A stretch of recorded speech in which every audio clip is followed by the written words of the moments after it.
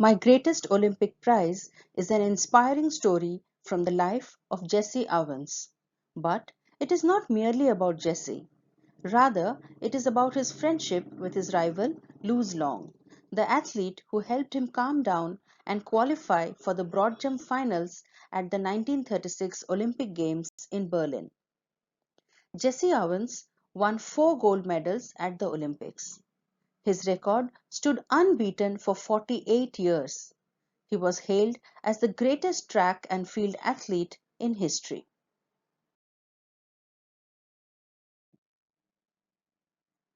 Jesse was also known as the Buckeye Bullet because of his speed. He came from humble origins. His grandfather had been a slave, and his father was a sharecropper. A sharecropper is a farmer who has no land of his own and therefore works on someone else's land and pays part of his crops as rent. They originally lived in Oakville, Alabama, in the United States. But when he was 9 years old, they moved to Cleveland, Ohio for better opportunities. This was because many African Americans were leaving the rural southern parts of the United States seeking better opportunities in the urban, industrialized northern parts.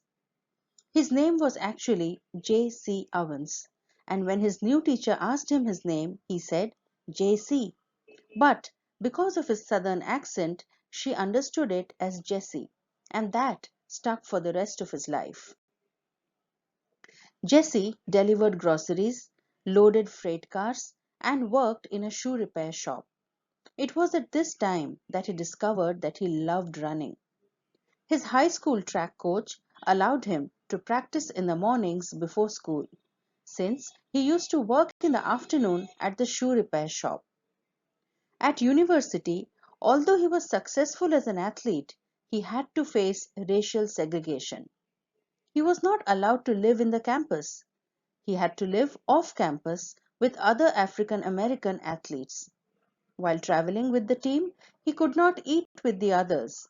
He had to order takeout or eat at blacks only restaurants. Also, he had to stay at blacks only hotels.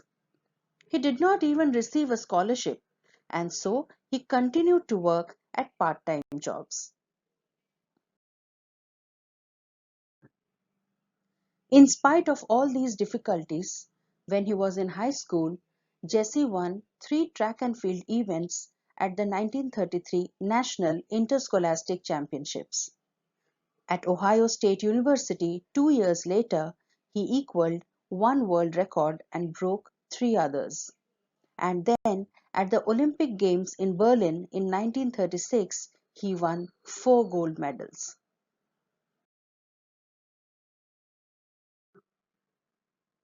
Let us now look at Hitler's belief in the Aryan superiority theory.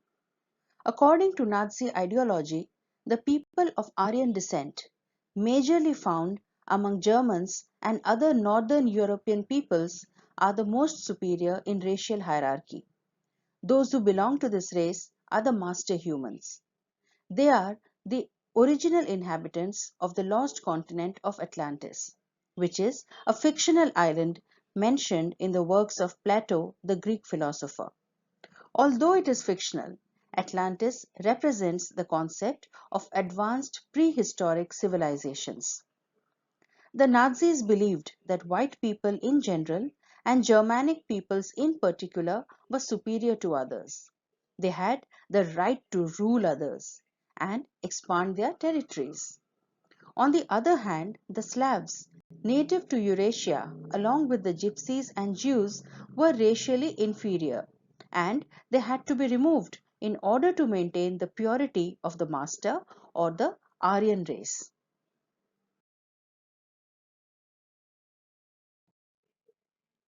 Now let us see what was the impact of the Aryan superiority theory on the Games. 5 years earlier, the International Olympic Committee had chosen Berlin as host city for the 1936 Olympics.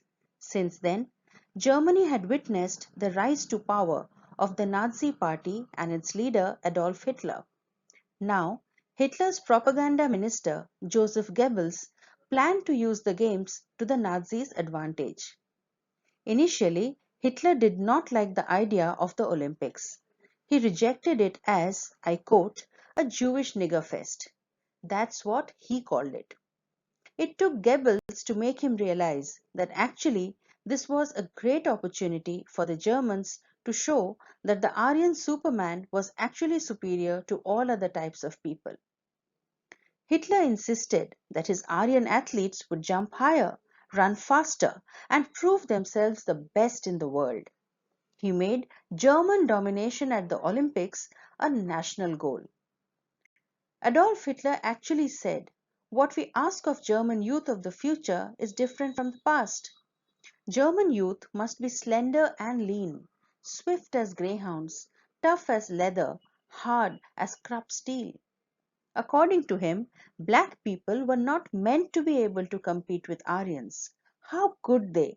For Hitler and the Nazis, this was not the way they wanted things to happen. They wanted the world to witness one thing: the victory of the Aryan race, the victory of Nazi Germany. On the other hand, Jesse Owens declared, if there are minorities in Germany who are being discriminated against, then the United States should withdraw from the 1936 Olympics. However, later he took part in the Games. When he arrived in Berlin, he was surprised to see his fans, many of them young women, screaming, "Wo ist Jesse?" which means, "Where is Jesse?" Some people even had scissors with them to snip off a piece of his clothing. He had to be escorted out of the athlete's village every time because of his popularity. He was surprised that the Germans did not actually hate him. However, since he had always faced racism, he was taken aback by the performance of Louis Long in the practice sessions, and especially because of the propaganda of the Nazis, he lost control of his emotions and performed badly. But in the end, at the Games, he had single-handedly rubbished the master race theory.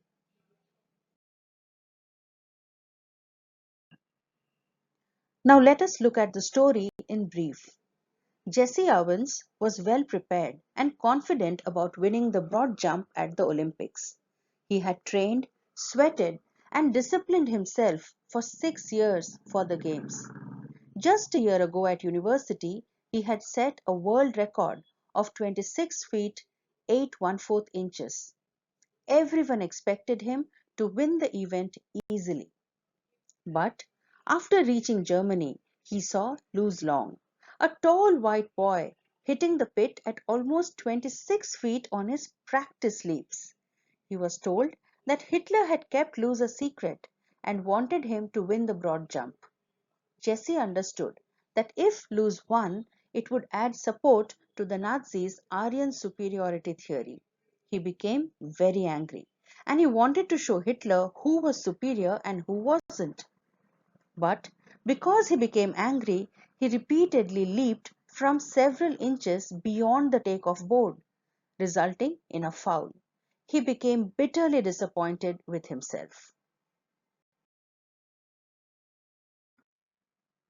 As he was stewing with frustration, he felt a hand on his shoulder. He turned around and looked into the friendly blue eyes of his rival, Louis Long. After shaking hands, they made polite conversation. And then Louis came to the point, telling him that something must be wrong with him. There was no reason for him to foul. He should be able to qualify with his eyes closed.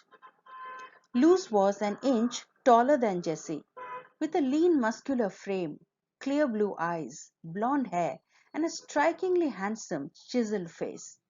He was in every way an Aryan, but did not believe in the Aryan supremacy theory at all.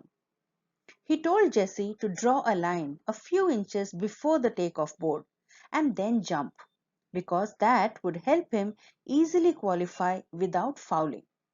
After all, today was only the trial jump. It was the competition the next day that mattered. This tip made Jesse confident. He followed it and easily qualified with almost a foot to spare.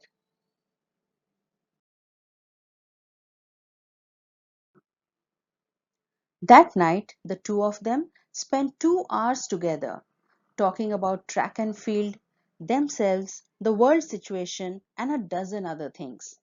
Jesse knew that a real friendship had been formed and that Luz wanted him to do his best the next day, even if it meant that he would lose and Jesse would win. The next day, Luz broke his own past record in the Olympic broad jump competition.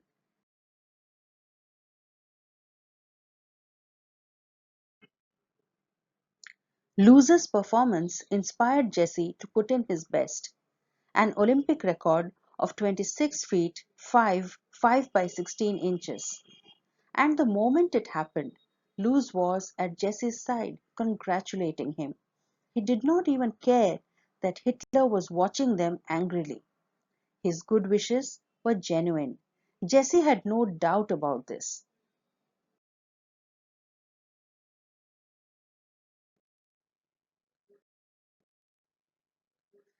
Jesse said that his friendship with Luz was worth more than all the awards he had ever won.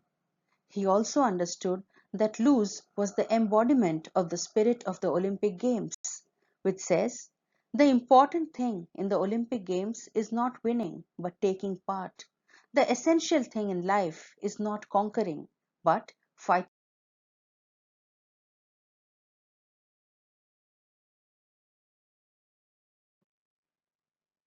Points to ponder.